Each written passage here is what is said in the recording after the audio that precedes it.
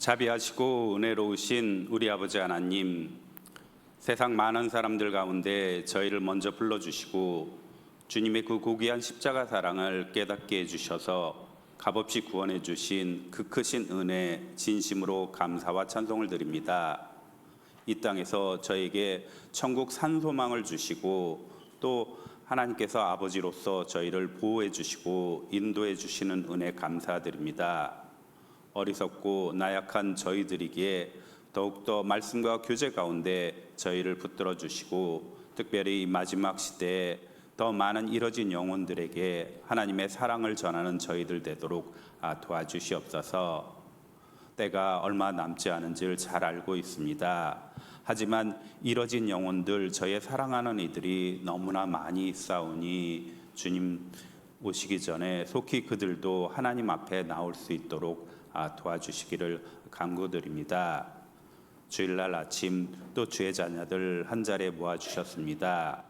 필요한 말씀으로 저희를 교훈해 주시옵소서. 말씀을 통하여 힘을 얻고 또 위로를 받고 하나님의 뜻을 따라 사는 저희들 되도록 도와주시기를 간구드립니다. 말씀의 시종을 주님께만 의지하며 저희를 언제나 사랑하시는 예수님의 이름으로 기도드렸습니다. 아멘. 성경 이사야서 62장입니다.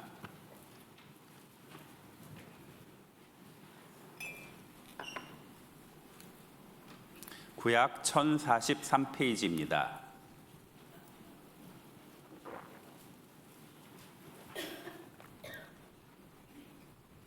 이사야서 62장 1043페이지 62장 1절입니다. 1절 같이 읽겠습니다. 나는 시온의 공의가 빛같이 예루살렘의 구원이 횃불같이 나타나도록 시온을 위하여 잠잠하지 아니하며 예루살렘을 위하여 쉬지 아니할 것인즉. 그리고 6절과 7절도 같이 읽겠습니다. 예루살렘이여, 내가 너의 성벽 위에 파수꾼을 세우고 그들로 종일 종야에 잠잠치 않게 하였느니라.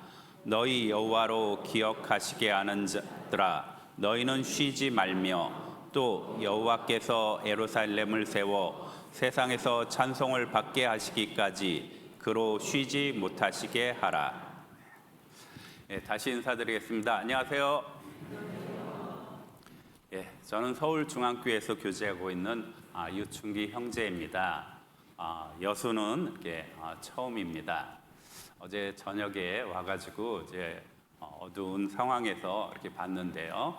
그래도 식사를 하고 그리고 이렇게 차를 커피를 마시러 이렇게 갔는데요. 경치가 아주 좋은 곳에 이렇게 갔습니다. 돌산섬인가요? 거기 돌산도 양쪽 다리가 보이는 그곳에 보니까 아주 이 불이 그래도 켜져 불이 그 바닷가에 이렇게 불이 켜져 있는 그런 아주 멋진 모습을 보았습니다. 또 아침에는 이제 숙소에서 일어나서 봤더니 이제 바다가 보이더라고요. 그러니까 바다가 보이면 그래도 어떤 생각을 하냐면 바다가 보였으면 좋겠다. 왜냐하면 넉넉한 마음을 가질 수 있을 거라고 생각하고 있기에 바다가 보이는 이곳 여수에서 우리 형제 자매님들을 뵈서 반갑습니다. 한번 오고 언제 올런지는 실은 잘 이렇게 모르죠. 멀리 이렇게 왔는데요.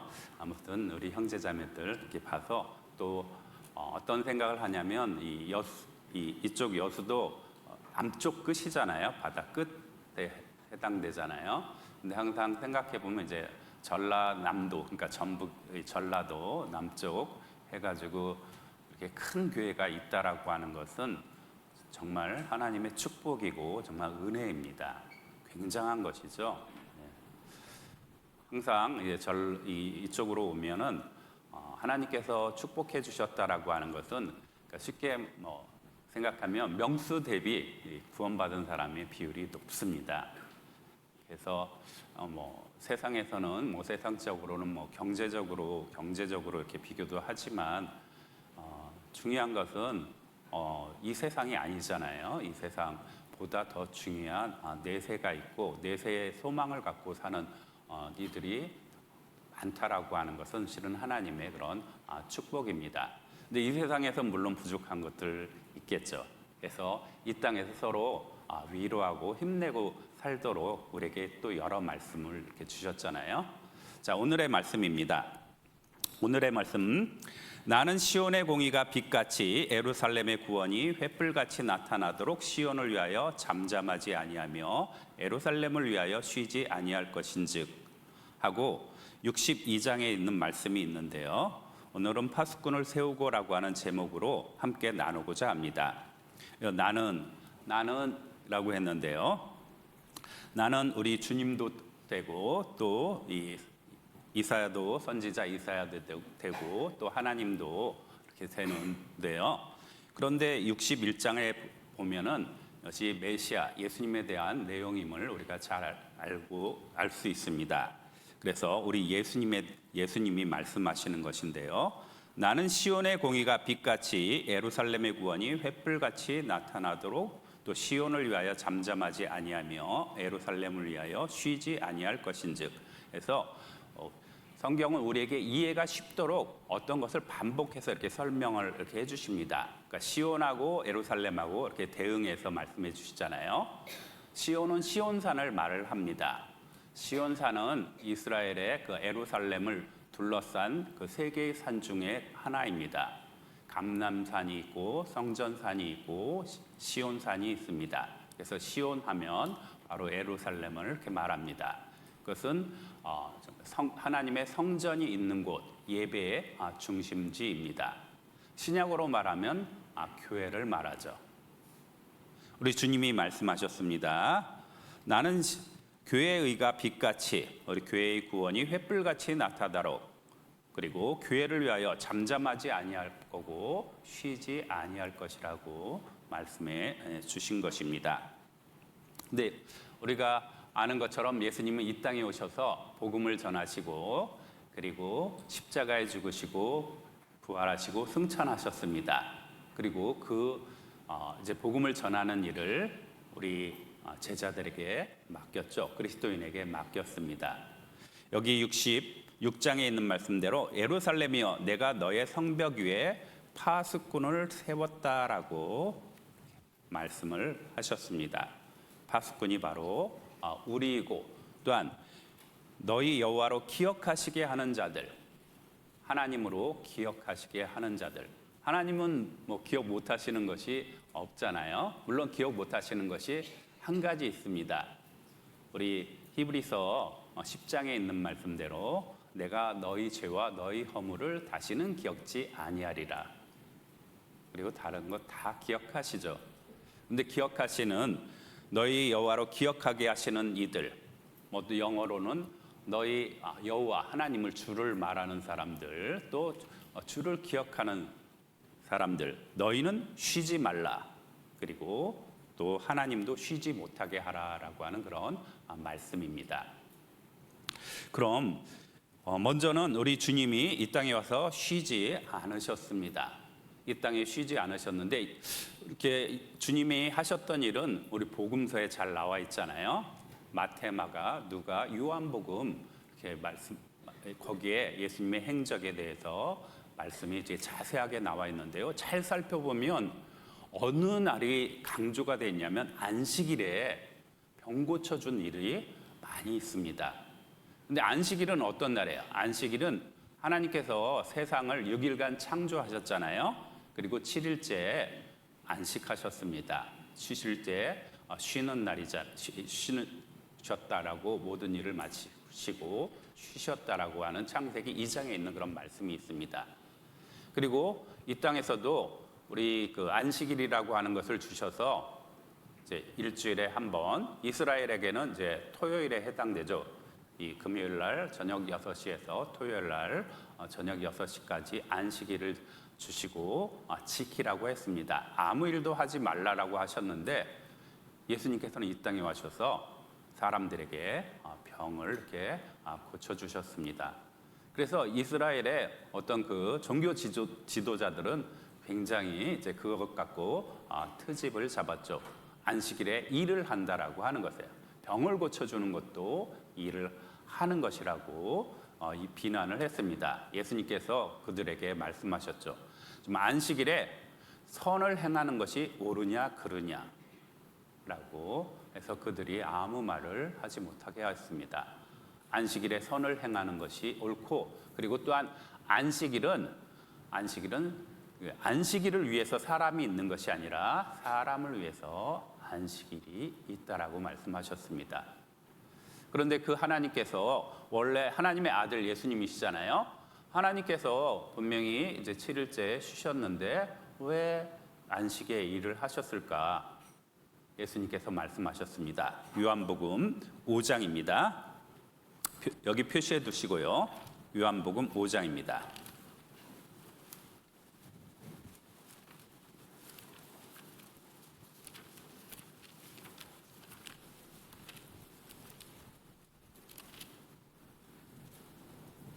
(5장) 150페이지입니다. 신약 150페이지. 5장 17절입니다. 5장 17절. 자, 16절 제가 읽겠습니다. 그러므로 안식일에 이러한 일을 행하신다 하여 유대인들이 예수를 핍박하게 된지라. 17절 같이 읽겠습니다. 예수께서 저에게 이르시되 내 아버지께서 이제까지 일하시니 나도 일한다 하시매. 하나님께서는 창조의 일을 6일간 마치셨습니다. 그리고 7번째 날을 거룩하게 하시고 쉬신다고 분명히 말씀하셨는데, 아버지께서 하나님께서 일하시니 나도 일한다 하면서 그 일이 어떤 일이라고 하는 것을 말씀해 주셨는데요. 21절입니다. 21절 같이 읽겠습니다. 아버지께서 죽은 자들을 일으켜 살리심같이 아들도 자기의 원하는 자들을 살리느니라. 하나님께서 하시는 일은 죽은 자들을 일으켜 살리신다. 그리고 아들도 이제 살리느니라라고 이렇게 말씀하셨습니다. 이 말씀대로 주님이 쉬지 않고 이 땅에 오셔서 일하신 것은 죽은 자를 살리기 위해서 일을 하신 것이죠. 에덴 동산에서 하나님께서 아담에게 선악과를 먹지 말라라고 이렇게 말씀하셨는데 선악과를 먹었잖아요. 먹는 날에는 너희가 반드시 죽으리라라고 말씀하셨는데 선악과를 먹고 우리 영혼이, 정말 아담 영혼이 죽었습니다. 그리고 그 후손들, 아담의 후손들, 우리 모두죠. 우리는 영혼이 죽었습니다. 하나님과 떨어진 것이에요. 영혼이 죽은 자입니다. 범죄하는 영혼이 죽으리라라고 하는 그 말씀대로, 그래서 하나님은 이 세상을 만드신 것이 물론 하나님의 영광을 위해서 만드셨습니다. 그리고 하나님의 영광은, 하나님께 영광 돌리는 것은 우리 많은 하나님의 자녀들, 사람이 구원을 받는 것인데요. 우리 사람은 하나님의 자녀를 삼고자 만드셨잖아요. 근데 모두 다 죽었잖아요. 하나님께서는 이제 쉬지 못하시는 것입니다. 우리 사람을 구원하시는 일을 하신 것이죠. 그리고 때가 참에 예수님을 이 땅에 보내주셨습니다. 지금부터 2000년이죠. 2000년 전 이스라엘 땅에 예수님이 오셨습니다. 우리가 잘 아는 말씀대로 예수님이 무엇하러 오셨다라고 하는 말씀이 성경에 잘 나와 있죠. 요한일서 4장에 있는 말씀대로 그가 죄를 없이 하려고 나타나신 바 되었나니 그에게는 죄가 없다라고 하는 그런 말씀이 있습니다. 죄를 없이 하려고 이 땅에 오셨습니다. 왜냐하면 죄로 말미암아 사망이 왔잖아요. 로마서 5장 12절에 있는 말씀대로 한 사람으로 말미암아 죄가 세상에 들어오고 죄로 말미암아 사망이 왔나니 라고 하는 그 말씀대로 사망은 죄로부터 왔기에 예수님은 우리의 죄 문제를 해결해 주시려고 이 땅에 오셨습니다. 그리고 십자가에서 우리의 죄를 대신 지시고 그 피로 영원한 속죄를 이루셨죠. 그래서 죄 문제를 해결해 주셨습니다. 그런데 예수님께서 또 오신 것이 내가 죄인을 구원하려고 오셨다고 했잖아요. 죄값은 해결했지만 죄인을 구원하는 일은 끝나지 않았습니다. 이것은 계속되는 그런 일입니다. 죄인이 구원받고 그리고 구원받은 죄사함 받은 사람의 무리가 바로 교회이죠. 그래서 계속 구원의 역사가 일어나는 것은 교회가 아직 완성되지 않은 것입니다. 교회가 완성되는 날, 완성되면 주님께서 이 땅에 오시고 그리고 교회는 들림을 받습니다. 휴거가 되고 이 땅에는 심판이 남아있는 거죠. 그래서 예수님께서는 이 땅에 오셔서 3년 반 공생애 동안 사람들에게 병도 고쳐주시고 그들을 가르쳐 주시고 항상 말씀하신 것이 죄 문제를 어떻게 해결하냐면 예수님이 말씀하신 회개하고 복음을 믿으라라고 말씀하셨잖아요. 회개하고 죄 하나님께 대한 회개 그리고 예수 그리스도에 대한 그런 믿음입니다. 복음은 바로 예수님에 대한 것이죠. 그래서 항상 사람들이 처음에 예수님인지 모르시잖아요. 예수님이 그리스도이신지 모르시잖아요. 사람들에게 말씀도 전하고 병도 고칩니다. 근데 항상 하시는 말씀이 있습니다. 항상 말씀이 예수님이 그리스도이심을 나타내는 것이에요. 우리 이 마태복음, 마가복음, 누가복음에 병자 중에 어떤 병자가 많이 나오냐면 중풍병자하고 문둥병자가 이렇게 많이 나옵니다. 문둥병자라고 하는 것은 우리 영적인 의미를 가질 수 있죠. 문둥병자는 어때요? 감각이 없습니다. 감각이 없죠. 손이 이제 떨어져 나가도 이런 것에 대한 아픔에 대한 감각이 없습니다. 죄에 대한 감각이 없는 사람들이죠. 그들에게 그래서 예수님이 이 땅에 오셔서 죄에 대해서 이렇게 신랄하게 책망을 이렇게 하신 것입니다. 또 문둥병자는 어때요? 중풍병자는 어때요? 중풍병자는 몸을 마음대로 움직이지 못하잖아요. 몸을 원하는 대로 마음대로 움직이지 못합니다. 우리 사람도 중풍병자이죠. 왜냐하면 우리 사람 속에는 비록 아담이 에덴 동산에서 범죄했지만 양심이라고 하는 건 있잖아요. 양심은 분명히 선악을 구별하고 그래도 선을 행하고자 하는 그런 마음이 있습니다. 그런데 어때요? 그런데 양심보다 더 큰 죄성이 있죠. 죄성을 이길 힘이 없습니다.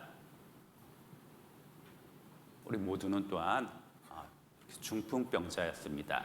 그래서 문둥병자와 중풍병자를 이렇게 고쳐준 이 말씀들이 많이 나옵니다.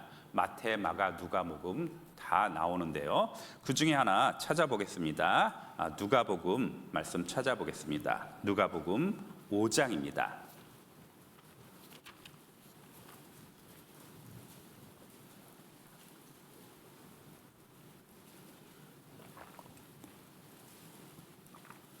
(96페이지입니다) 96페이지 누가복음 5장입니다.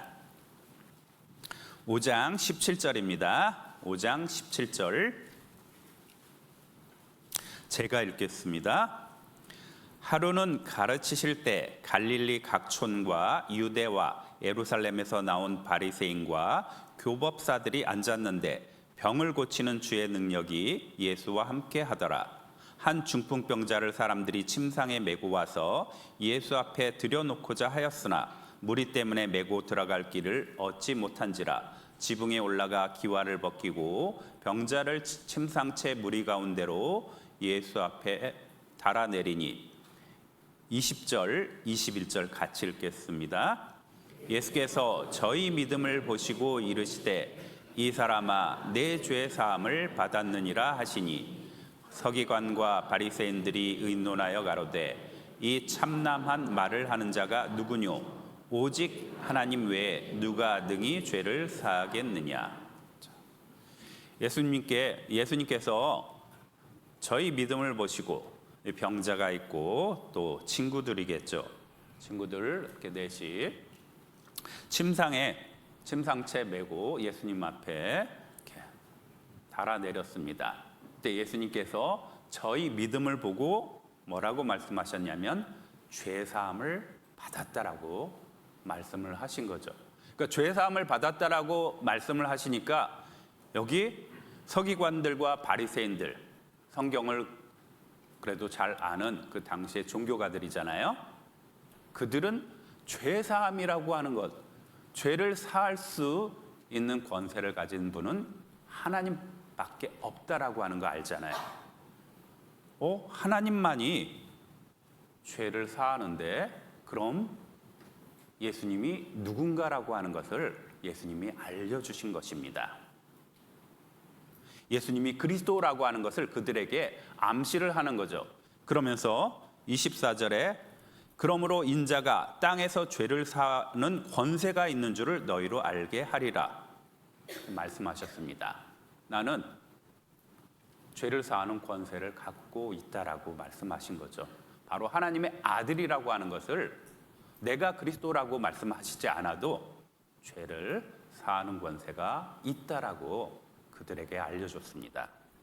그러면서 그 다음 이야기가 항상 나오는 이야기가 내가 죄인을 부르러 왔다라고 하는 말씀이 항상 나옵니다.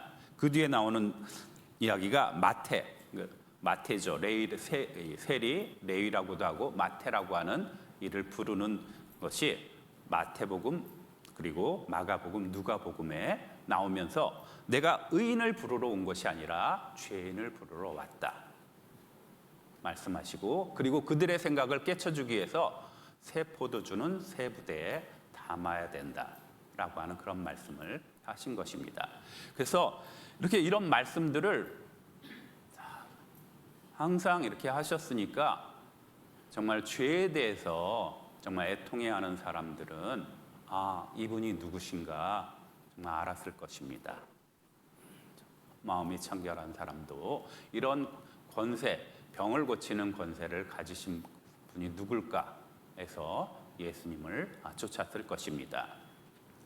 예수님은 그런데 죄를 사하는 권세가 있고 또 32절에 있는 말씀대로 내가 의인을 부르러 온 것이 아니요 죄인을 불러 회개시키려 왔노라 이렇게 말씀하셨잖아요. 근데 죄인들이 누구예요? 이 세상 태어난 모든 사람들은 다 죄인이잖아요. 죄인을 불러 회개케 하려고 바로 예수님이 그리스도심을 사람들에게 알려야 되잖아요. 그래서 정말 이 땅 3년 반 공생애 동안 쉬지 않으셨습니다. 이스라엘의 온 땅을 다 다니셨죠. 밑에 유대 땅도 갈릴리 땅도 또 사마리아 연도 만나주시고 또 이방인들의 도시들도 찾아갔습니다. 그들 모두에게 복음을 전하셨습니다. 그리고 그 일을 쉬지 않으셨죠. 그래서 정말 이 밥을 먹을 그럴 쉴 새도 없었다 이렇게 말씀하시고 모든 사람에게 증거했습니다. 모든 사람에게 증거해서 예수님이 정말 피곤할 때도 전했습니다.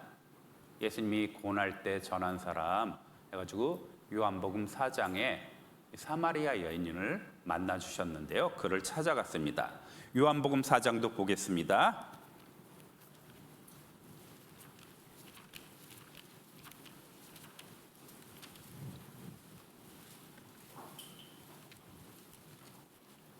요한복음 4장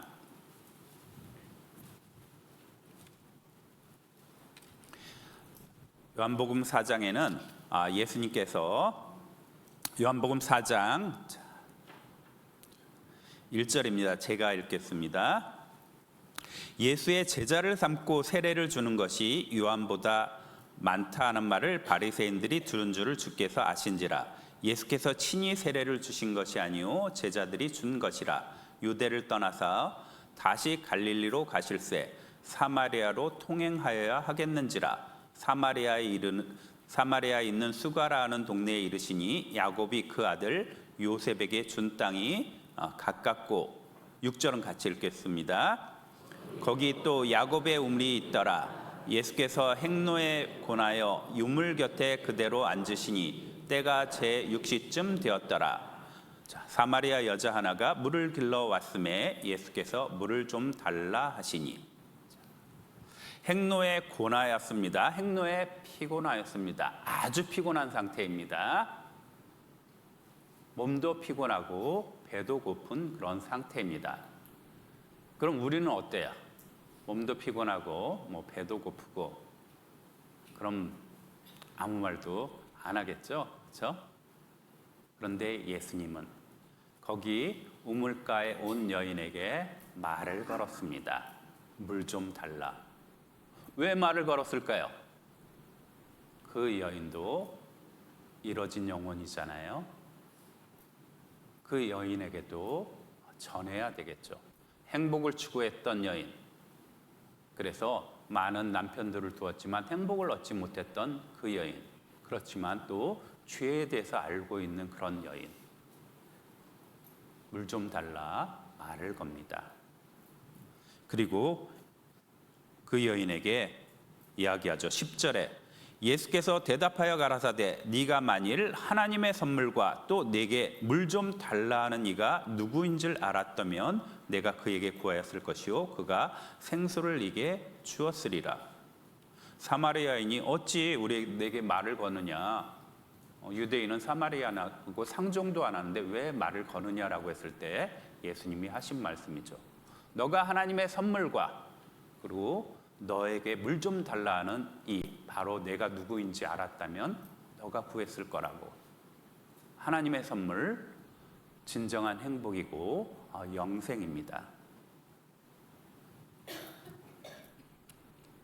그 여인에게 나중에 이야기를 하죠. 이 물을 먹는 자마다 다시 목마를 것이다. 그리고 내가 주는 물은 정말 다시는 목마르지 않고 영생토록 솟아나는 샘물이 되리라라고 말씀을 하셨습니다. 그리고 그 여인에게 그 여인이 나중에 이야기를 합니다. 그 여인 남편을 데려오라라고 했는데 이 남편 5이 있었지만 지금 또 다른 남자와 살고 있지만 남편이 아니나이다라고 말을 했고 네 말이 옳다라고 했습니다. 그랬을 때 그 여인이 뭐라고 했냐면 25절입니다. 25절 요한복음 4장 25절 26절 같이 읽겠습니다. 여자가 가로되 메시아 곧 그리스도라 하는 이가 오실 줄을 내가 아노니 그가 오시면 모든 것을 우리에게 구하시리이다. 예수께서 이르시되 네게 말하는 내가 그로라 하시니라.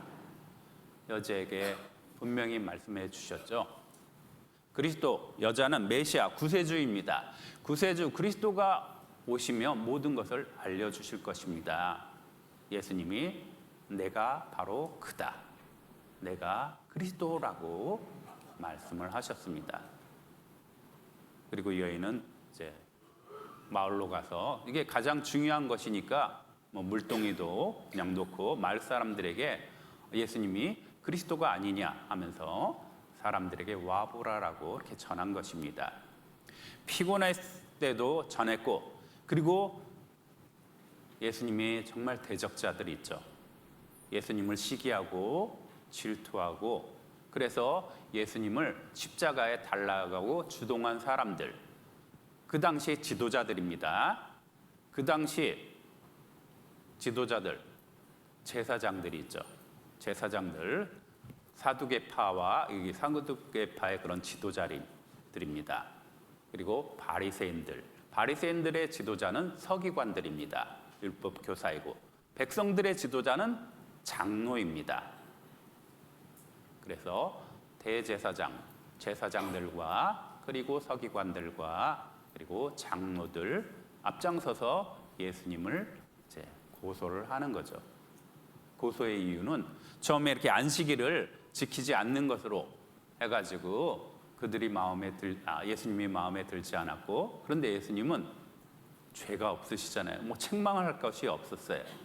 그래서 어떻게 했냐면 예수님이 하나님의 아들이라고 하는 것을 걸고 넘어졌습니다. 그래서 그들 이제 예수님이 이제 십자가에 이제 돌아가시기 전에 그들에게서 이제 불법으로 재판을 받잖아요. 재판을 받는 장면에서도 그들에게 말을 합니다. 우리 그 말씀을 보겠습니다. 마가복음 16장입니다.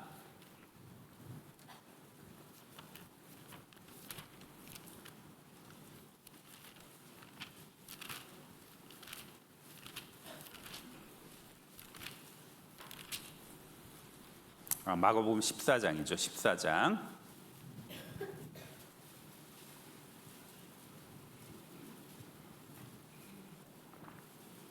60절입니다. 82페이지 82페이지 14장 60절에서 62절까지 60절에서 62절까지 같이 읽겠습니다. 대제사장이 가운데에 일어서서 예수에게 물어 가로되 너는 아무 대답도 없느냐? 이 사람들의 너를 치는 증거가 어떠하냐 하되 잠잠하고 아무 대답도 아니하시거늘 대제사장이 다시 물어 가로되 내가 찬송받을 자의 아들 그리스도냐? 예수께서 이르시되 내가 그니라. 인자가 걷는 자의 우편에 앉은 것과 하늘 구름을 타고 오는 것을 너희가 보리라 하시니. 대제사장이 이렇게 재판을 이렇게 합니다. 근데 많은 사람들이 예수님에 대해서 이야기를 하는데 서로 이야기도 이렇게 맞지 않고 죄라고 하는 것을 찾을 수가 없는 거죠. 그랬을 때 대제사장이 다시 물었습니다. 내가 찬송받을 자의 아들 그리스도냐? 하나님이라고 하는 이름을 함부로 안 부릅니다. 그래서 찬송받을 자라고 말하는 거예요. 찬송받을 자의 아들 그리스도냐? 하나님의 아들 그리스도냐? 예수님이 말씀하셨습니다. 내가 그다. 내가 그다. 이건 굉장한 그런 말씀입니다. 내가 그다. 이게 성경은 이제 신약은 헬라어로 쓰여졌잖아요. 헬라어로 쓰여졌고 구약은 히브리어로 쓰여졌잖아요. 내가 그다라고 하는 것이 에고 에이미입니다. 헬라어로 에고 에이미. 그리고 구약에 있었던 말씀에 구약의 출애굽기 33장에 있는 말씀대로 나는 스스로 있는 자니라라고 했잖아요. 나는 스스로 있는 자. 그것이 에고 에이미입니다. 모세가 하나님께 여쭈었을 때 예수님이 내가 이 백성들에게 가서 하나님의 이름을 뭐라고 전해야 됩니까? 라고 했을 때 하나님께서 나는 스스로 있는 자니라 라고 말씀하신 그 말씀입니다. 내가 그니라. 그랬더니 대제사장이 그냥 또 난리가 난 것이죠. 그들에게도 전했고 그리고 또 이들이 예수님을 빌라도에게 넘겨주잖아요. 빌라도 앞에서도 말합니다. 빌라도에게도 앞에서도 우리 마가복음 15장이죠. 마가복음 15장 2절입니다. 2절 같이 읽겠습니다. 빌라도가 묻되 네가 유대인의 왕이냐? 예수께서 대답하여 가라사대 내 말이 옳도다 하시매. 유대인의 왕 그리스도 하나님의 아들입니다. 네가 유대인의 왕이냐? 예수님께 그가 물었을 때 예수님이 내 말이 옳도다. 그래서 예수님은 모든 사람에게 증거를 하였습니다. 예수님이 만난 모든 사람에게는 내가 예수님이 그리스도이심을 나타내 주셨습니다. 그 일을 위해서 정말 이 3년 반 공생에 쉬지 않고 이스라엘 전역을 이렇게 다니신 것입니다. 그런데 예수님은 이제 십자가에 죽으시고 또 부활하시고 승천하셨습니다. 그럼 예수님이 그리스도시라고 하는 것을 이제 전해야 될 사람이 있잖아요. 예수님이 이 땅에 전도하러 오셨습니다. 그리고 그 일을 우리에게 맡기신 것이에요. 영혼을 건지신 일을 우리 맡기셨다라고 하는 고린도후서 5장에 있는 그런 말씀이 있습니다. 고린도후서 5장 말씀도 보겠습니다.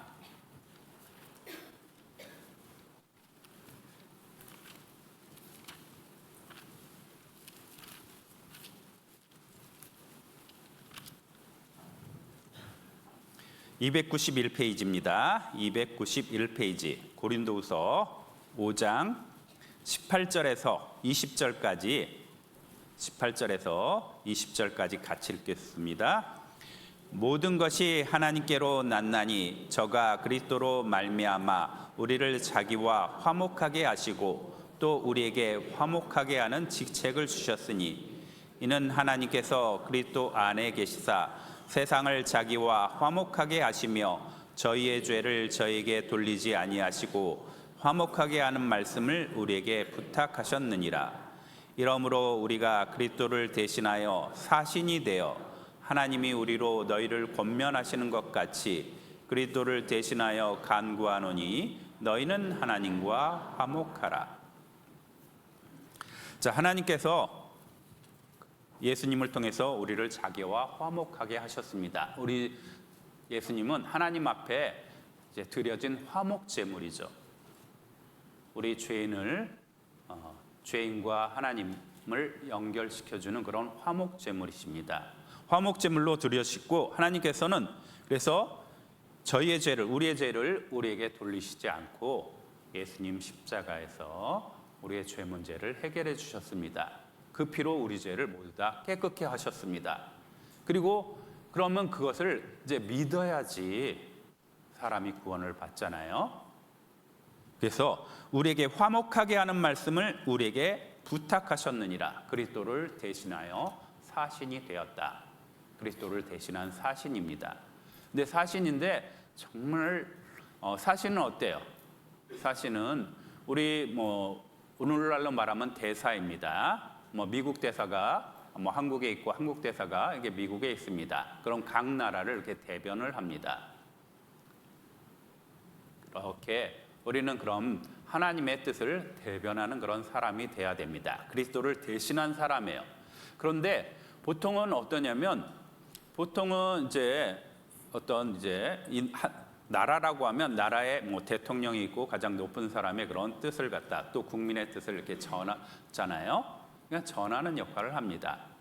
그리고 그것에 대해서 대사는 대통령이 지금은 임명을 하잖아요. 그리고 명령을 합니다. 그런데 이 대사는 너무너무나 중요하기 때문에 19절에 화목하게 하는 말씀을 우리에게 명령하셨느니라라고 말씀하셨어요? 아니죠. 부탁하셨다. 얼마나 중요한 일이기에 부탁을 하신 것입니다. 세상 사람들을 하나님과 화목하게 하도록 예수님이 그리스도이심을 믿고 그리고 예수님이 우리의 죄 십자가에서 우리의 모든 죄를 지시고 그 피로 영원한 속죄를 이루신 일, 그것을 전하는 것 너무나 중요하기에 부탁을 하셨습니다. 꼭 전하라고 하는 것이죠.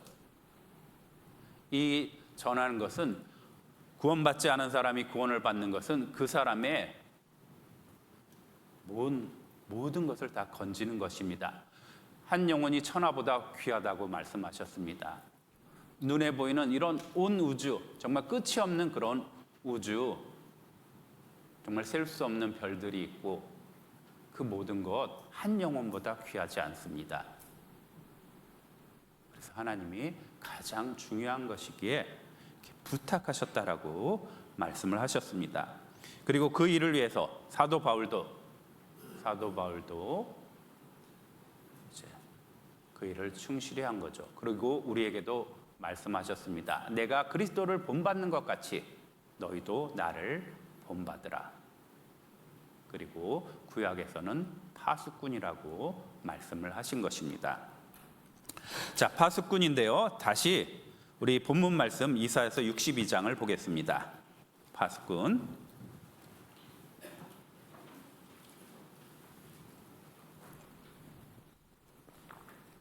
이사야서 62장 제가 1절 다시 읽겠습니다. 나는 시온의 공의가 빛같이 예루살렘의 구원이 횃불같이 나타나도록 시온을 위하여 잠잠하지 아니하며 예루살렘을 위하여 쉬지 아니할 것인즉, 예언 말씀이죠. 주님에 대한 예언의 말씀입니다. 교회를 위하여 잠잠하지 않고 그러니까 아무 말 없이 그냥 조용히 있지 않고, 그리고 가만히 있지 않고 쉬지 아니할 것인즉, 우리 주님은 이 땅에서 그 모습을 보여주셨습니다. 그리고 6절과 7절에 예루살렘이여 내가 너희 성벽 위에 파수꾼을 세우고 그들로 종일 종야에 잠잠치 않게 하였느니라. 너희 여호와로 기억하시게 하는 자들아, 너희는 쉬지 말며 또 여호와께서 예루살렘을 세워 세상에서 찬송을 받게 하시기까지 그로 쉬지 못하시게 하라. 너희도 쉬지 말고 하나님도 쉬지 못하게 하라. 여기 예루살렘을 세워 세상에서 찬송을 받게 하시기까지, 교회가 완성되기까지 너희는 쉬지 말라. 하나님도 쉬지 못하시게 하라. 영혼 건지는 일 쉬지 못하시게 하라라고 하는 것입니다. 네, 파수꾼, 너희를 파수꾼이라고 했는데요. 파수꾼은 어때요? 먼저 이제 역할이 어떤 것이냐면 이렇게 잘 지키는 것도 있죠. 외적이 쳐들어오는 것도 살펴야 되겠고, 재난이 있는 것도 살펴서 알려줘야 되는 것이 바로 파수꾼입니다. 보초와 같은 그런 역할을 하죠.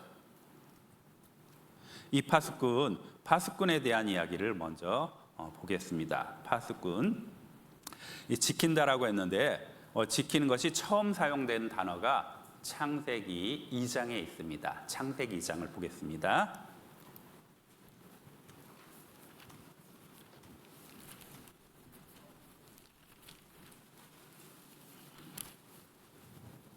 창세기 2장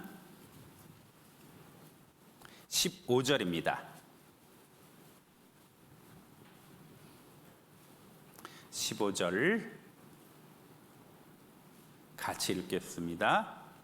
여호와 하나님이 그 사람을 이끌어 에덴 동산에 두사 그것을 다스리며 지키게 하시고. 에덴 동산에 두신 사람, 아담이죠. 아담에게 지키게 하였습니다. 에덴 동산에 노리는 이가 있으니까 그렇죠. 노리는 존재가 있어서 에덴 동산을 지키게 하기 위해서 아담을 에덴 동산에 두셨습니다.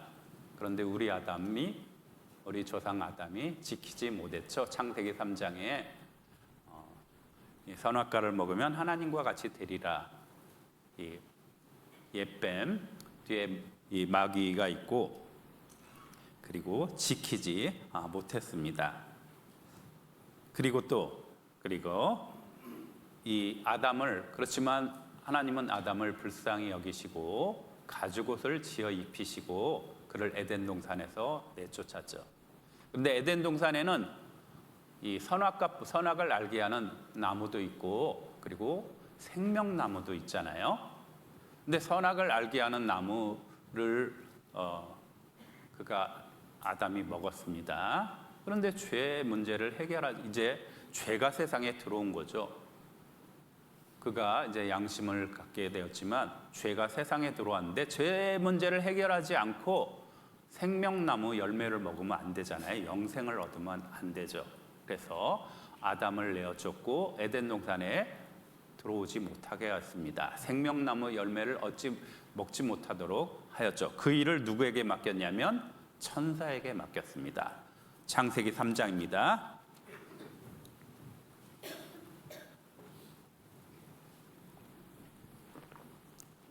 창세기 3장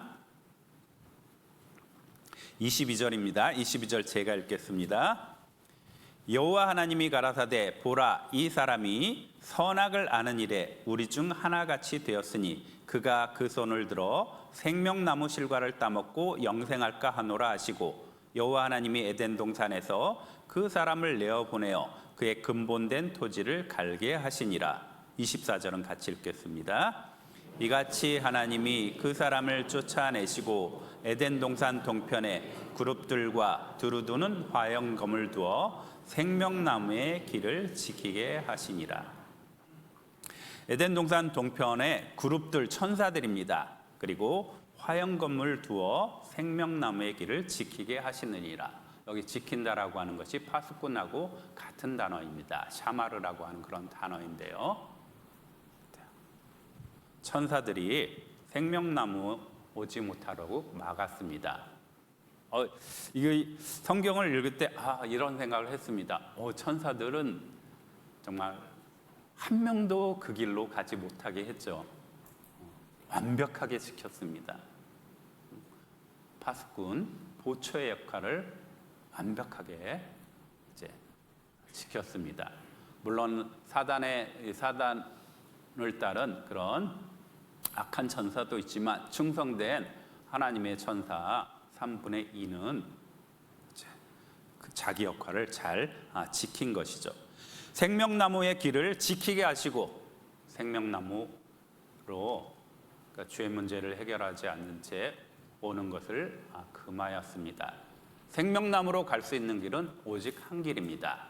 예수님이 말씀하신 내가 곧 길이요 진리요 생명이니 나로 말미암지 않고는 아버지께로 갈 자가 없느니라라고 하는 말씀대로 예수님만이 유일한 길입니다. 사람이 어떤 방법으로도 영원한 생명을 얻을 수 없습니다. 오직 예수 그리스도 주님을 믿고 주님이 우리 죄의 대속을 믿고 십자가 보혈의 공로를 믿고 우리는 생명나무 열매를 먹을 수 있는 것입니다. 그리고 에덴보다 더 좋은 곳 바로 천국에 우리가 갈 수 있는 것이죠. 이런 천사와 같은 지키는 역할도 해야 되고 그리고 또 교회를 지키기도 하고 교회는 아직 완성이 되지 않았기에 우리는 전해야 될 것입니다. 그래서 파수꾼이라고 했는데요. 파수꾼을 갖다가 구약에 또 에스겔서에 또 자세하게 이렇게 말씀해 주셨습니다. 파수꾼은 어떤 역할을 또 해야 되는지 에스겔서 3장을 보겠습니다. 에스겔서 3장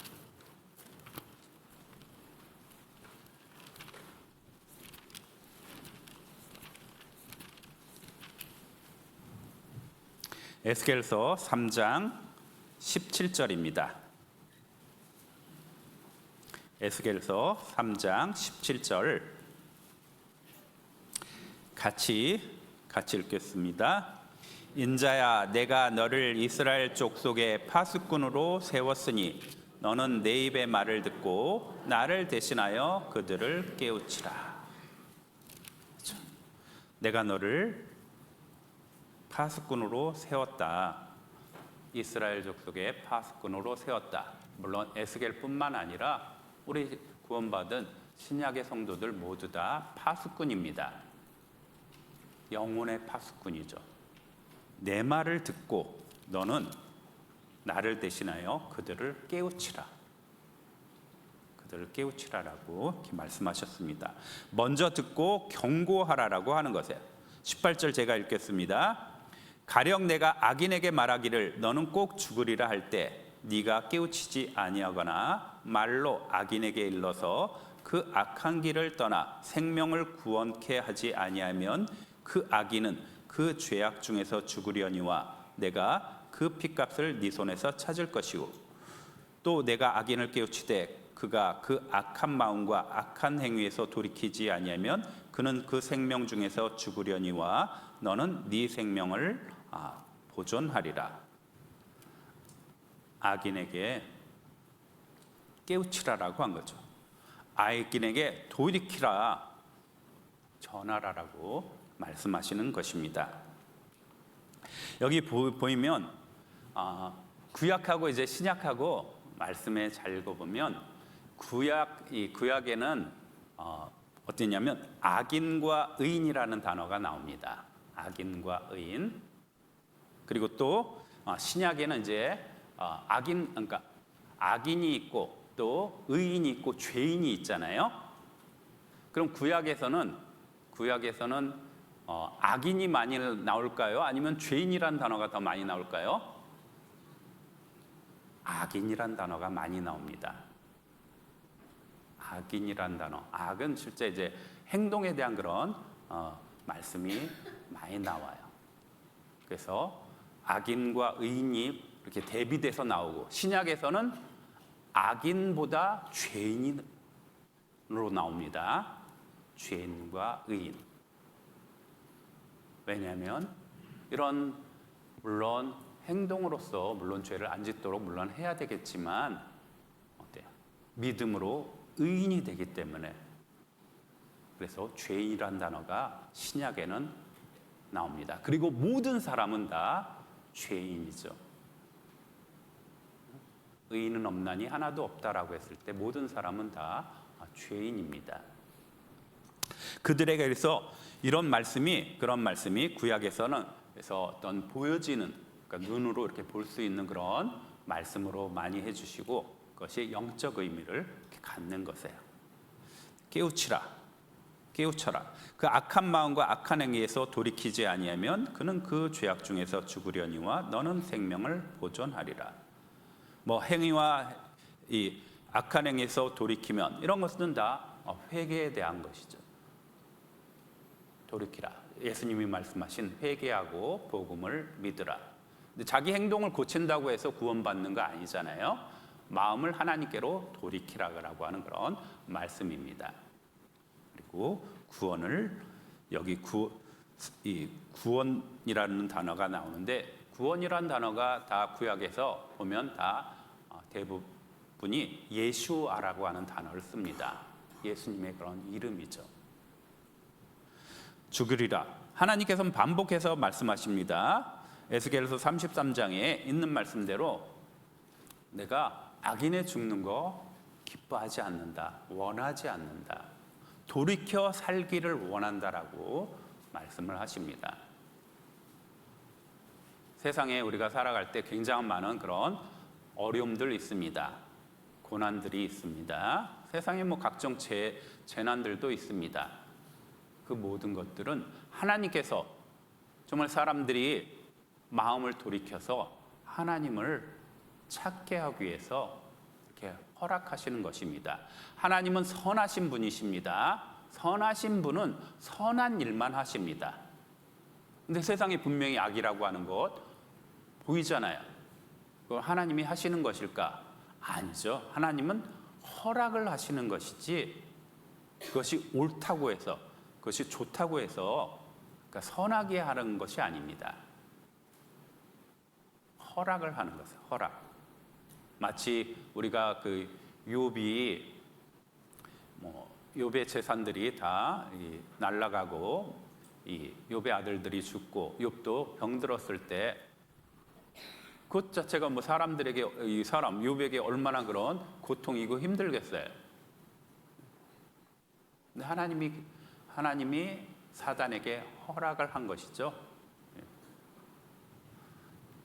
그것처럼 이 하나님께서는 정말 모든 사람이 정말 구원받기를 원하십니다. 그리고 모든 사람에게 그런 말씀을, 예수님이 그리스도시라고 이 땅에 오셔서 이스라엘 사람들 모든 사람들에게 말하였고, 이스라엘 사람들은 그럼 어때요? 예수님 몰랐다 할 사람 하나도 없을 거겠죠. 그것처럼 모든 사람에게 복음을 전할 수 있는, 다시 말하면 돌이킬 기회들을 줍니다. 그리고 그런 기회들을 더 많이 이제 받을 수 있도록 우리가 해야 되는 것이에요. 그 일을 위해서 정말 쉬지 않고 파수꾼의 역할을 한 그런 많은 믿음의 선진들이 있습니다. 우리 감리교 창시자 요한 웨슬레, 존 웨슬레라고 하죠. 존 웨슬레는 정말 열심을 내었는데요. 세계는 나의 교구라고 이렇게 있는데요. 세계는 나의 교구 해서 40만 킬로를 다녔고 4만 2천 번 설교를 했다고 합니다. 그리고 50년간 200권의 책을 썼고 평생 25만 마일 해서 지구를 갖다가 한 10바퀴 도는 그런 거리를 다녔다고 합니다. 그 당시 자동차를 타고 다닌 게 아니죠. 말을 타고 이렇게 다니고, 그래서 세계가 다 나의 교구다. 죽는 날까지 이렇게 전했습니다. 그런 이들 당대 휘트필드도 예배를 1만 8천 번 했고 3만 번의 그런 설교를 했는데요.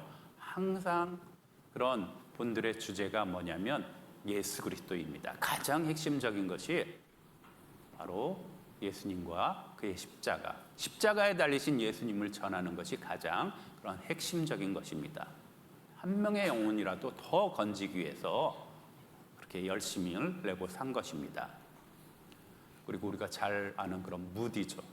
무디도 쉬지 않고 복음을 전했습니다. 무디가 이 땅 살아가는데 미국에 있던 미국이가 시카고 지역에서 말씀을 전했는데요. 무디가 목표를 세운 것이 있습니다. 내가 하루 한 사람에게 꼭 전하겠다. 그런데 어느 날 너무 그때도 다른 일들로, 물론 교회 일들이겠죠. 일들로 바빠가지고 못 전한 거예요. 전도를 못한 거예요. 그래서 밤늦게 나왔습니다. 밤늦게 나오면 사람들 있겠어요? 없죠. 있는 사람은 술 취한 사람만, 술 마시는 사람만 있습니다. 그에게 무디가 말을 걸죠. 당신은 예수 그리스도를 아냐고. 그랬더니 술 취한 사람이 뭐라고 하죠? 당신 일이나 하라고. 무디가 이야기했습니다. 내일이 바로 그 일이라고. 내일이 바로 예수님을 전하는 것이 내일이라고. 그랬더니 그 술 취한 사람이 당신이 무디이군요. 이렇게 말을 했다고 합니다. 그러니까 시카고 지역에서는 무디가 복음을 전한다라고 하는 것을 모르는 사람이 없는 것이에요. 미친 무디라고 이야기를 합니다. 깨우친 것이죠. 미친 무디. 자, 우리 그런데 이런 역할을 전도인만 하는 것이 아니잖아요. 지키는 일은 모든 사람들이 하는 것입니다. 교회라고 하는 것은 교회가 이 성도 구원받은 사람의 무리이고 또 교회가 몸이면 우리는 지체입니다. 근데 지체가 자라나는 것이에요. 자라나서 성장을 하는 것입니다. 에베소서 4장입니다. 에베소서 4장.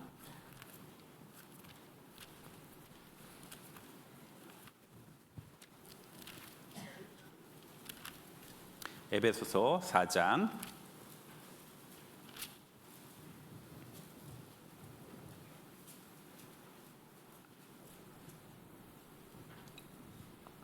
4장 15절입니다. 4장 15절 16절 같이 읽겠습니다.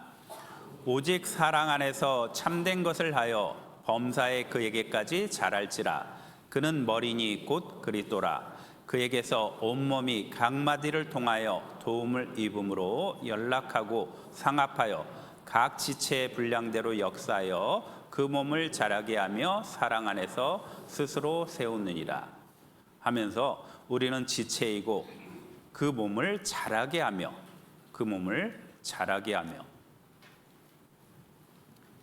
또한 우리가 세워진다라고 하는 교회를 건축처럼 이런 교회당처럼 이렇게 건축물로 생각하면 교회가 지어진다라고 말씀하십니다. 에베소서 2장이죠.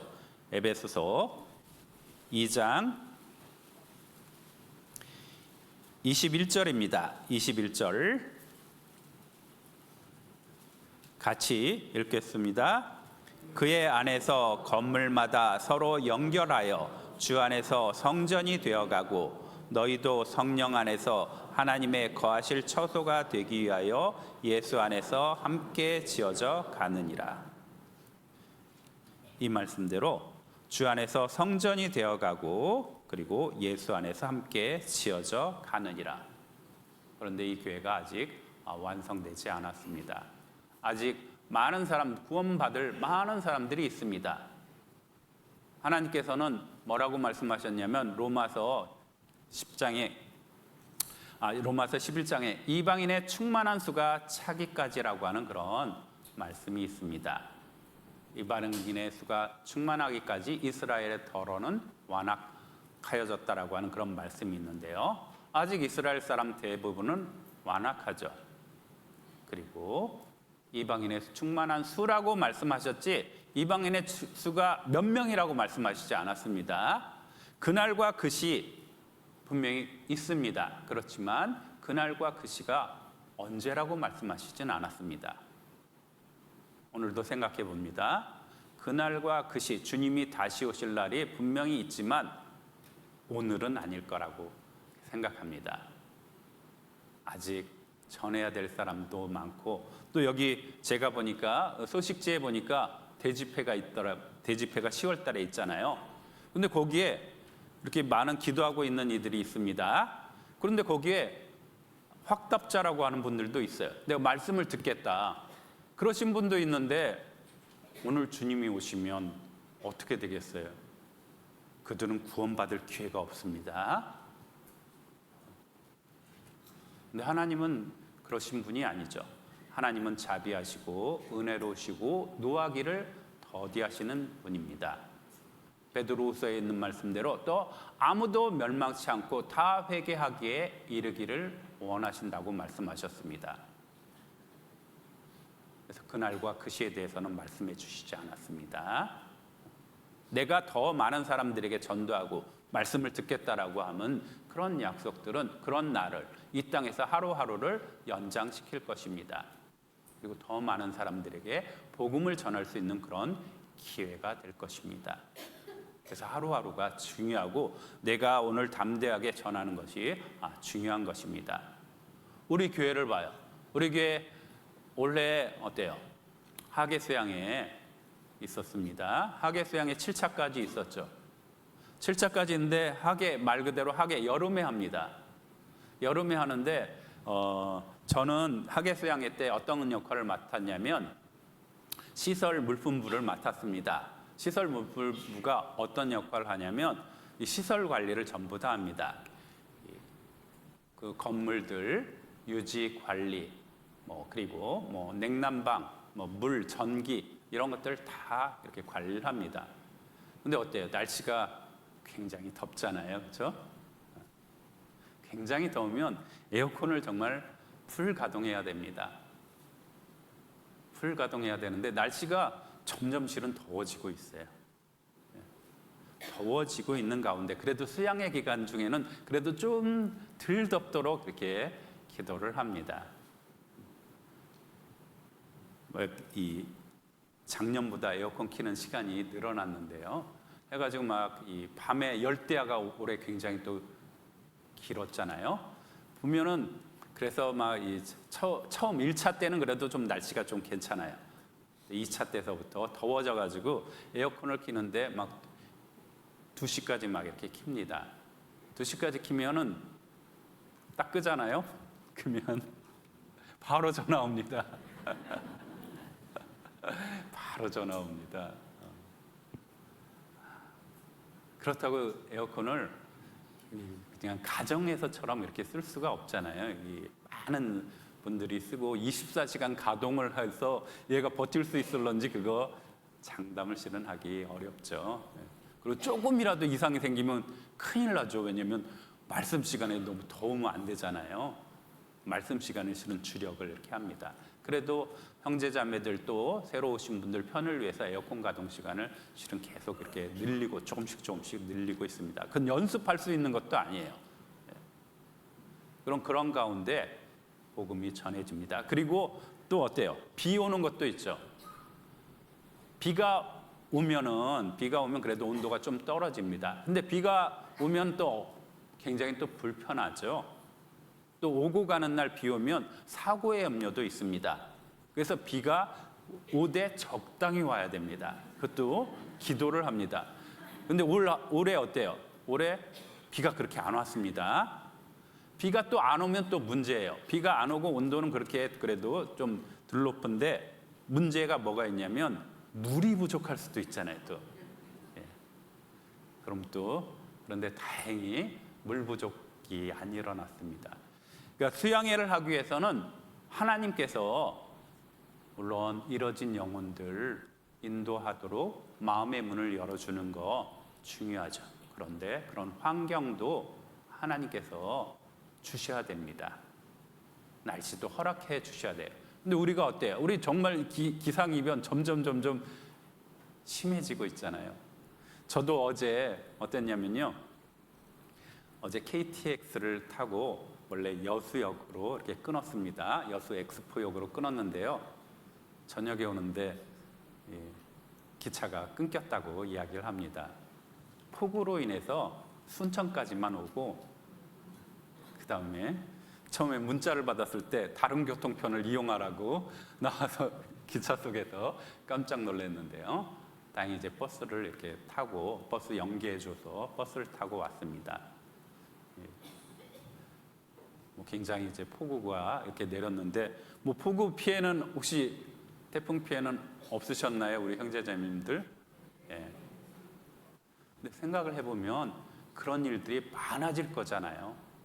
예수님 다시 오실 때 분명히 그런 지구는 옷과 같이 낡아지고, 기근도 많아지고, 지진도 많아지고, 온역도 많아지고, 그런 가운데 복음을 우리가 전해야 되잖아요. 그런 가운데 그런 것들을 하나님께서 우리 복음을 전하는데 지켜달라고 하고, 우리 사람은, 우리 그리스도인, 우리 영혼의 파수꾼입니다. 우리가 할 수 있는 일은 해야 되겠죠. 그래서 우리가 할 수 있는 것은 최대한으로 준비를 합니다. 그리고 최대한으로 준비하고 성경적으로 준비하려고 노력을 합니다. 성경적으로 준비한다라고 하는 것은,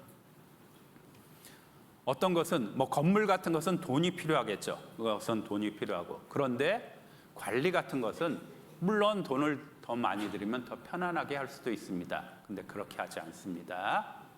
많은 봉사자들이 있습니다. 많은 봉사자들의 헌신을 갖다가 필요로 합니다. 그것이 성경적이기에 하나님께서 무엇을 기뻐하실까라고 하는 것을, 무엇을 기뻐하실까? 우리의 땀과 노력, 시간, 우리의 수고들, 그것이 하나님께서 기뻐하십니다. 그래서 많은 봉사자가 이제 참여를 하는데요. 한 차수에 한 10,000여 명 이렇게 되면 10,000여 명에서 12,000명 이렇게 들어갑니다. 우리 7차까지 등록 인원이 한 중복 빼고 한 70,000여 명이니까 한 차수에 10,000여 명이고, 또 봉사자는 이제 중복으로 들어가니까요. 봉사자 한 2,000여 명 이렇게 됩니다. 판매 봉사자들도 있고요. 식사하는 데도 있고, 저희 부서에도 있고, 모든 부서, 숙소 안내에도 부서도 있고, 주차도 그렇게 부서가 있습니다. 주차 부서 하루에 16시간 봉사해야 됩니다. 16시간 그 땡볕 사태에서 하려면 너무너무 정말 힘들겠죠. 6시간씩 해서 2교대로 해도 8시간씩 해도 2교대 해도 8시간입니다. 엄청나게 덥습니다. 그런 가운데 정말 큰 사고 없이 말씀이 전해지도록 하나님 지켜주십니다. 그리고 한 2,000여 명이, 매차수 한 2,000여 명이 새로 이렇게 말씀 구원받지 못하신 인도되시는 그런 분입니다. 전체적으로 14,000여 명인데요. 아직 들어야 될 영혼들이 그렇게 많다라고 하는 것이에요. 수양에, 그러니까 14,000명이니까 그 많은 인원들이 구원을 받아야 된다라고 하는 거예요. 그들은 오기로 했고 한 것이죠. 내년에도 하계 수양에 있을 것입니다. 내년에도 그렇게 만수천 명의 그런 사람들이 와서 말씀을 들어야 되는 것이에요. 그리고 한 4,000여 명이 침례를 받았습니다. 저는 항상 말씀할 때 그 침례하는 그런 것에 대해서도 말씀을 꼭 하는데요. 뭐냐면 침례가 2차례 있습니다. 그 셋째 날 오후 5시에 하고, 그리고 그 다음 날 새벽 6시에 조그만 그 베다니 지하 그 자매 그 여자 샤워장에서 이렇게 합니다. 그럼 4,000여 명, 그 거의 모든 침례에 그렇게 다 참석을 이렇게 합니다. 이번에도 그러면 14번인데요. 13번을 이렇게 참석을 합니다. 그리고 그 모습을 다 이렇게 봅니다. 정말 기쁜 그런 모습이죠. 새 사람으로서 살아가도록 이렇게 결심을 하고 침례를 이렇게 받습니다. 그런데 항상 생각하는 건 뭐냐면, 그렇게 셋째 날 오후 5시에 받고, 그리고 그 다음 날 6시에 몇십 명이 또 받습니다. 뭐 많게는 50명 넘게도 받고 뭐 20명도 이렇게 받습니다. 그럼 20명에서 그런 50 수십 명 그 사람들은 그분들은 어떠냐면 밤 사이에 마음이 바뀐 거죠. 밤 사이에 뭐 복음 1을 듣거나 또는 상담을 하거나 해서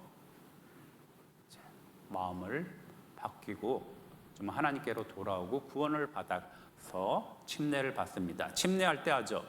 당신은 이름이 누구누구 맞으세요 하고, 그리고 예수님의 피로 구원 받으셨습니까? 뭐 죄사함 받았습니까? 네, 대답을 하는 그에게 침례를 이렇게 줍니다.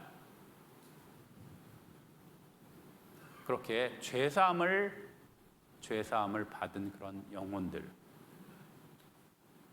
그 영혼들 바꾸시는 것은 하나님 한 분이시죠. 하나님만이 그 사람의 마음을 바꿀 수 있는 것이에요. 그럼 그런 하나님이 우리와 함께 계신 것이에요. 그것이 가장 우리가 중요한 것이에요. 나와 같은 믿음, 죄사함이 믿어져서 구원을 받고 이제 하나님의 자녀로서 함께 하나님을 섬기는 것입니다. 영원한 속죄가 그래서 너무너무나 중요한 것이에요. 자, 여기 그렇게 그 역할을 우리가 파수꾼으로서 정말 쉬지 않고 잠잠하지 않고 전하는 것입니다. 그런데 이렇게 파수꾼은 우리는 거짓된 파수꾼이 아닙니다. 그러면서 거짓된 파수꾼은 이렇게 한다고 합니다. 우리 이사야서 56장입니다. 이사야서 56장 보겠습니다.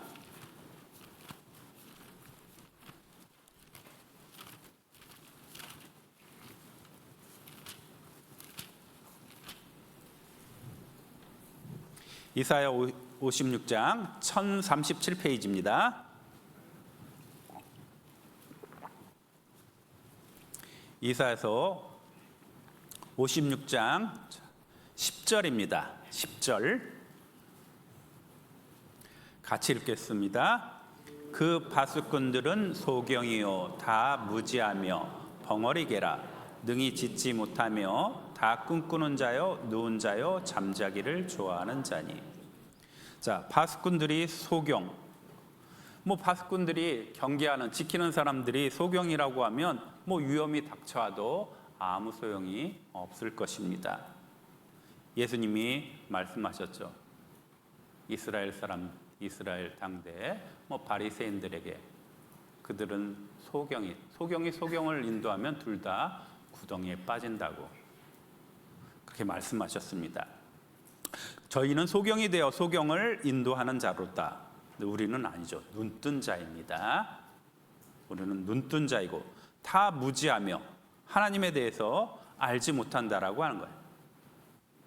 하나님에 대해서 알지 못한다. 많은 교회들이 있습니다. 많은 교회당들이 있습니다. 근데 영원한 속죄를 가르치는 곳은 많지 않습니다. 제가 어떤 신문을 봤습니다. 기독교 신문인데요. 뭐 이런 이야기가 말을 써놨더라고요. 그 신학자입니다. 신학 교수가 써놨는데 어떤 뭘 써놨냐면 만약 사람들이 그러니까 교회에서 그러니까 이제 뭐 정통교회라고 하는 교회에서 성경을 제대로 좀 이제 그러니까 잘 가르치면 뭐 이렇게 다른데 넘어가지 않을 텐데 이렇게 하면서 뭐라고 써놨냐면 믿음으로 의롭다함을 받는다. 이 신칭이는 루터가 이제 종교 개혁을 하면서 다시 한번 한 것입니다. 이 신칭이를 가르치는데 거기에다가 영원한 속죄를 가르치면 사람들이 미혹되지 않을 텐데 그 말을 써놨습니다.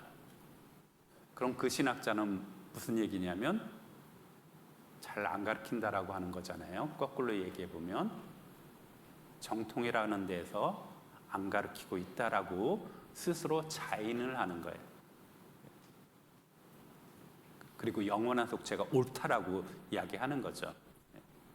그것처럼 우리의 과거와 거기 있습니다. 과거와 현재와 미래죄가 모두 용서되었다는 영원한 속죄를 가르치면 좋았을 걸 이렇게 신문에 썼습니다. 아무튼 이렇게 무지한 자, 이스라엘도 그랬잖아요. 이스라엘은 오늘날의 그런 모습으로 이제 어떤 거냐면 그렇죠? 율법을 지켜서 의롭다함을 얻으려고 하는 그런 모습이잖아요. 그러니까 이신칭의하고는 다르죠. 그래서 하나님께서 그들에게 내 백성이 지식이 없어서 망한다. 근데 우리는 무지하지 않습니다. 우리가 알고 있는 것은 루터가 종교 개혁을 하고 그다음에 그 독일어로 성경을 가장 먼저 펴냈습니다. 그러면서 뭐라고 이야기를 하냐면 그 당시 성경들은 다 라틴어로 돼 있어요. 볼 수가 없어요. 성경책도 적지만 볼 수도 없어요. 근데 이 루터가 가장 먼저 했던 것 중에 하나가 이 성경을 자기 이 독일어로 번역을 하는 거예요. 그러면서 조금만 있으면 여기 이 성경을 갖고 있는 사람이 교황보다도 더 성경을 잘 알 거라고. 근데 오늘날은 성경은 많이 있지만 여전히 눈은 가려져 있습니다. 복음은 성령을 통해서만 전해집니다. 베드로전서 1장에 있는 말씀대로 성령을 통하여 복음 전하는 자, 하나님이 역사를 하셔야 되는 거예요.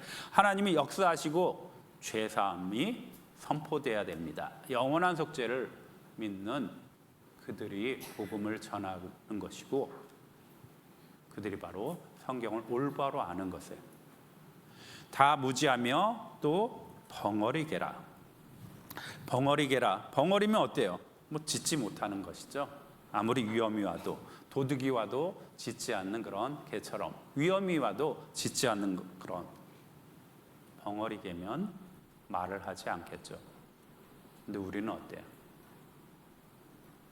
우리는 에레미야에 있는 말씀대로 내가 전하지 아니하리라고 하면 내 마음이 정말 불붙는 것 같아서 입에서 나오게 됩니다. 사람들을 보면 어때? 오늘도 우리는 이 세상 가운데 살고 있기 때문에 다른 사람들 볼 것입니다. 좋은 맛있는 음식도 먹을 수 있을 것입니다. 좋은 멋진 경치도 볼 수도 있을 것입니다. 그렇지만 세상 사람들 만나는 것, 또 심지어 가족을 만나더라도 가족이 구원받지 않으면 우리 마음은 쓸쓸합니다. 그들에게 전해야 된다라고 하는 것은 우리 모두에게 실은 심어 주셨습니다. 우리에게 성령을 주셨으니까요. 오늘 암송에도 있죠. 다음 주 암송에 너희 안에서 행하시는 이는 하나님이시니 너희로 소원을 두고 행하게 하신다. 너에게 소원을 둔다라고 하는 것은 마음을 불러일으킨다라고 하는 것이에요. 너에게 마음을 주시고 행하게도 하시는 우리 안에 성령 하나님이 계십니다. 내 안에도 계십니다. 그래서 사람을 보면 불쌍히 여기는, 그러니까 사랑은 부족하겠죠. 그렇지만 불쌍한 마음은 있습니다. 세상에서 아무리 돈을 많이 벌어도 아무리 지위가 높아도 구원받지 못하면 다 소용이 없는 거잖아요. 온 천하를 얻고도 자기 목숨을 잃으면 무슨 소용이 있겠느냐라고 하는 그런 사람들입니다. 그들에게 우리가 전해야 될 것입니다. 우리에게 정말 무지하고 벙어리게 아닙니다. 불이 났어도 소리를 치지 않고 자기만 몰래 빠져나올 그럴 사람들은 우리 안에 아무도 없을 것입니다. 그리고 그 파수꾼들은 꿈꾸는 자여 누운 자여 잠자기를 좋아하는 자니 이것은 그런 조는 그런 모습이죠. 게으른 그런 모습입니다. 우리는 교회가 완성되는데요. 정말 쉬지 않고 이 교회가 또 건물처럼 세워진다라고 했잖아요. 그것처럼 그래서 쉬지 않고 세운 모습이 이렇게 구약에서는 이제 성전이죠. 성전을 갖다가 세우는 것을 제일 솔로몬이 세운 것도 있고요. 그 다음에 제2성전 스룹바벨이 세운 그런 성전이 있습니다. 근데 성전이 있고 또 지키기 위해서 성벽을 이렇게 쌓습니다. 성벽을 쌓는데 그것이 느헤미야에서 나오는데요. 거기도 파수라고 하는 단어가 납니다. 우리 파수를 보겠습니다. 느헤미야 4장입니다.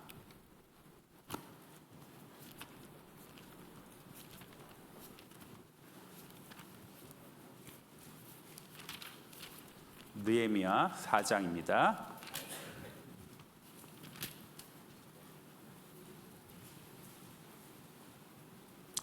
4장 21절입니다. 21절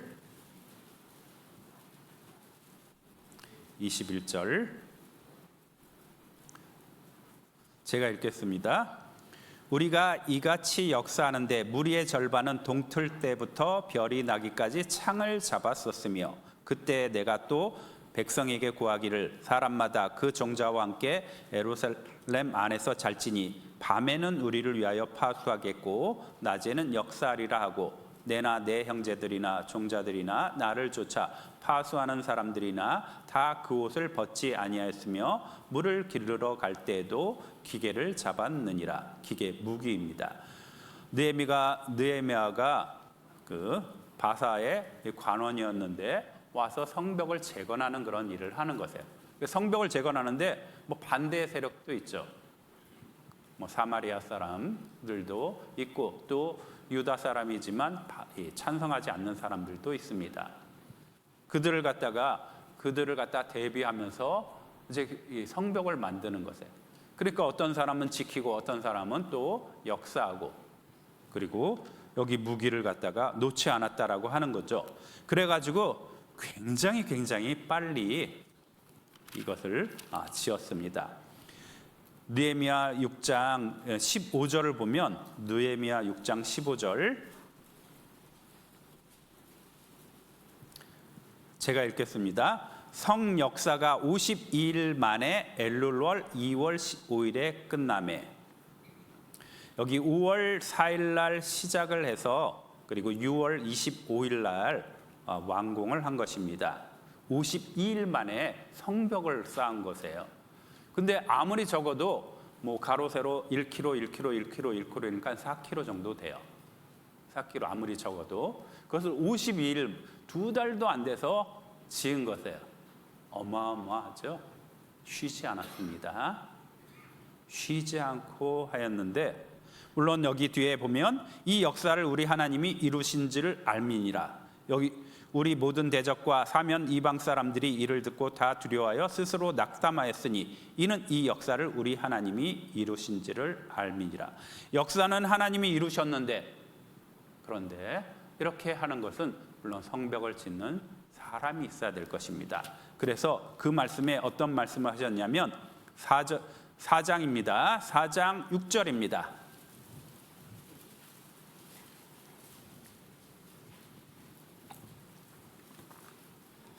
4장 6절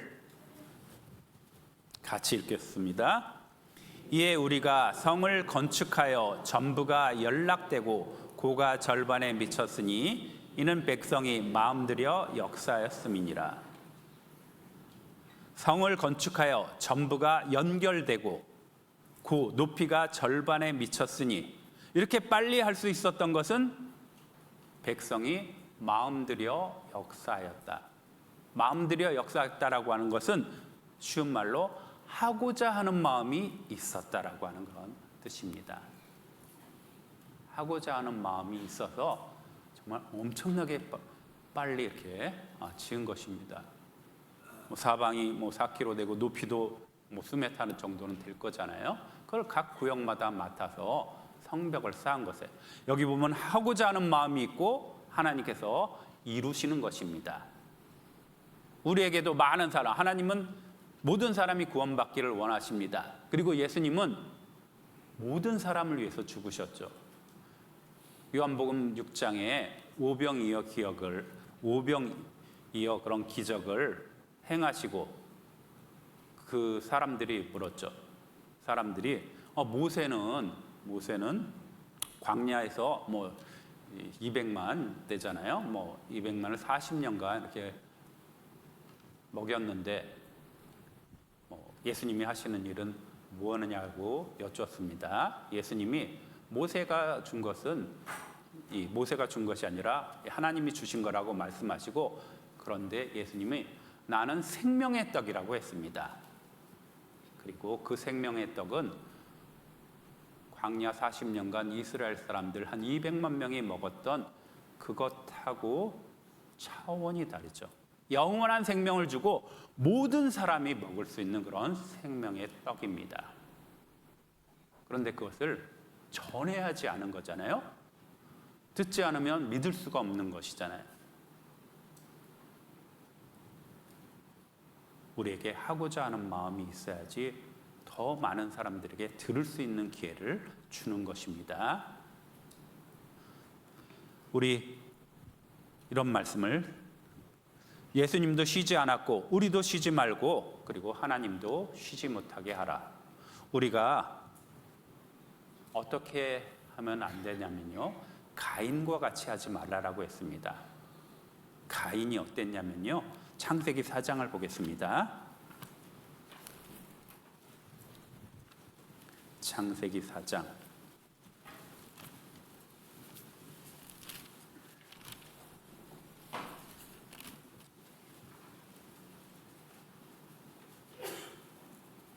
4장 9절입니다.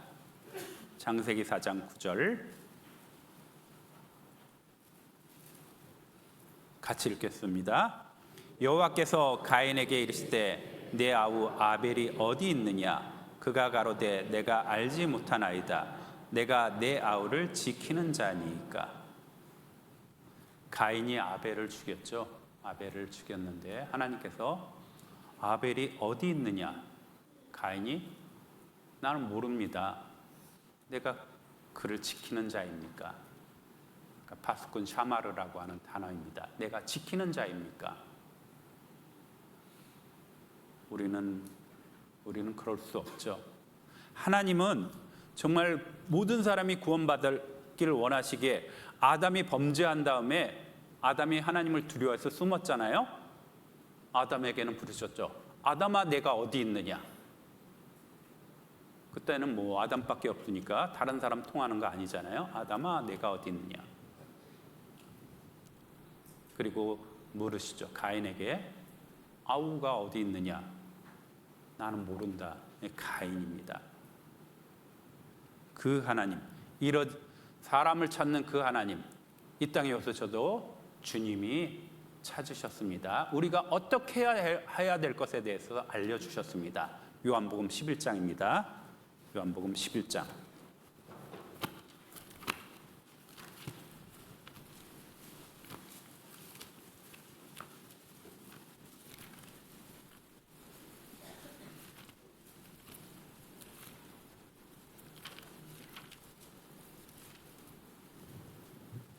요한복음 11장 33절입니다.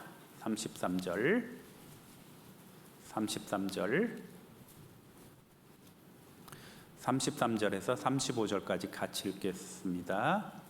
예수께서 그의 우는 것과 또 함께 온 유대인들의 우는 것을 보시고 심령에 통분히 여기시고 민망히 여기사 가라사대 그를 어디 두었느냐? 가로되 주여 와서 보옵소서 하니 예수께서 눈물을 흘리시더라.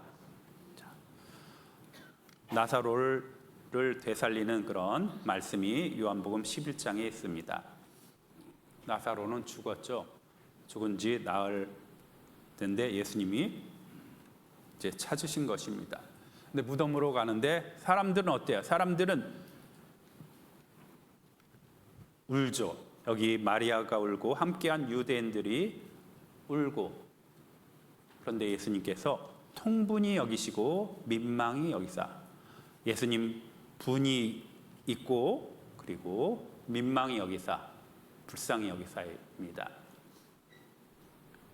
왜 통분하셨을까요? 왜 통회하면서 왜 분해하셨을까요?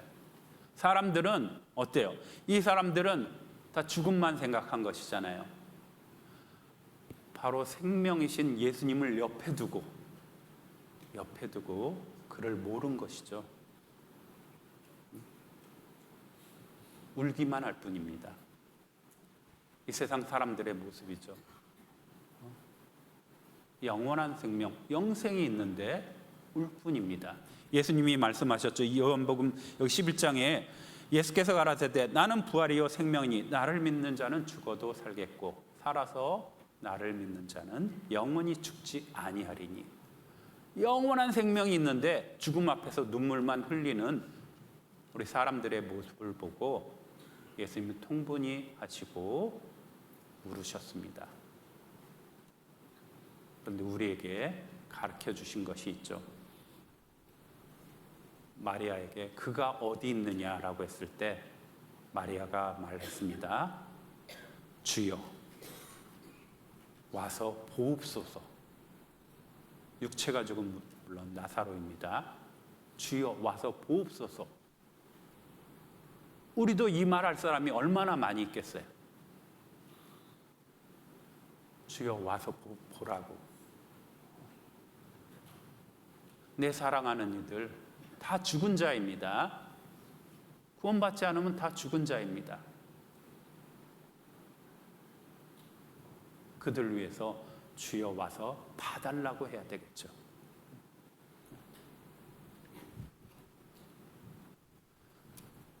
정말 그 일은 끝나지 않을 것입니다. 언젠가는 사람들이 진리에서 돌이키다라고 했습니다. 더 이상 듣지 않을 거라고 했습니다. 그렇지만 오늘은 아닙니다. 그리고 내가 누군가 말씀을 듣도록 인도를 하고 또 약속을 받으면 또 날짜는 연장이 될 것입니다. 이번 주에 어때요? 이번 주 이제 추계수양에 있죠? 많은 이들이 전도가 될 것입니다. 기대가 됩니다. 그를 위해서 우리 여수에서도 이렇게 가실 텐데요. 또 기도해 주시고 해야 되겠죠. 쉬지 않게 해야 될 것입니다. 우리도 쉬지 않고 하나님께서 우리 주님께서 쉬지 않으신 것처럼 우리도 쉬지 않고 또 하나님이 쉬지 않도록 하게 하라. 정말 그날이 실은 빨리 오지 않았으면 좋을 것으로 이렇게 생각합니다. 왜냐하면 너무나 많으니까요. 구원받은 사람은 세상에 1%도 되지 않습니다. 이스라엘이 14만 4천이 환란 시대 14만 4천이 예수님을 받아들이잖아요. 그리고 죽음을 택합니다. 2천만 중에 14만 4천이면 100분의 1도 되지 않습니다. 그럼 한국은 그들은 사랑하는 백성인데 선택된 백성인데 한국은 분명히 이방인이었습니다. 한국은 더 낫겠죠. 높지 않을 것입니다. 그러면 내 주변의 사람들은 거의 구원받지 않았다라고 하는 것을 그런 세상 속에서 우리 파수꾼의 역할을 해야 될 것입니다. 쉬지 않고 잠잠하지 말고 쉬지 말아라. 그런 파수꾼으로 우리를 세웠습니다. 명심해서 정말 열심히 전하는 우리 여수교회 형제 자매들 되었으면 합니다. 함께 기도드리겠습니다. 하나님 감사합니다. 하나님께서는 저희 영혼을 불쌍히 여겨주시고 또 예수님을 보내주셔서 저의 모든 죄를 사해 주셨습니다. 그리고 복음을 온 세상에 전하도록 하였습니다. 하나님, 정말 저희의 사랑하는 이들, 아직 구원받지 못한 이들이 너무나 많이 있사오니 더욱더 자비를 베풀어 주시옵소서. 저희의 입술을 열어 담대히 하나님을 증거하고 그들의 마음의 문을 열어주시기를 간구드립니다. 이번 주 있을 추계수양에도 또 많은 이뤄진 영혼들이 인도될 것을 믿고 또 감사드립니다. 또 특별히 여수교회 10월달 대전도 집회 또한 있사오니 저희가 기도하고 있는 많은 이들이 하나님 앞에 나올 수 있도록 도와주시옵소서. 오늘의 나머지 모든 시간도 함께해 주시길 구하며 저를 언제나 사랑하시는 예수님의 이름으로 기도드렸습니다. 아멘.